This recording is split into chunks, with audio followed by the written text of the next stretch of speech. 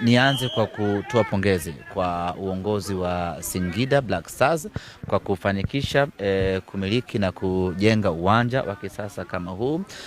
Sio kazi ndogo, tunafahamu ni uwekezaji mkubwa ambao unapaswa kuungwa mkono na kupongezwa kwa kila ambaye ametoa jitihada zake kuiwezesha timu ya ligi kuu kumiliki uwanja kama huu. Uwanja kama huu unatuwezesha Simba Sports Club na timu nyingine kucheza katika mazingira mazuri.